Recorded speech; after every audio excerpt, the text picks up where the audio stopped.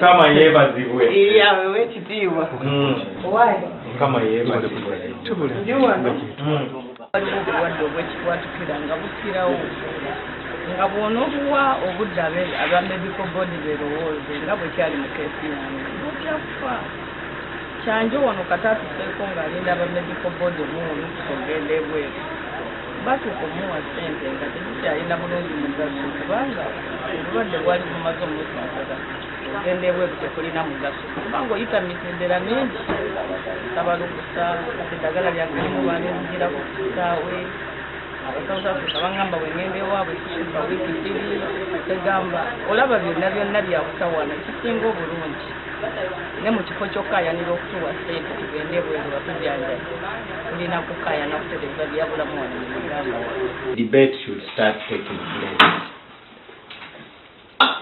Whose county is this? I think that's the most important debate. And your case is a case study. Whatever money you earn, actually it cannot take care of a massive medical emergency. Tekisoboka. Ndokuutako kasupu. Netokege Masaka. Okulima.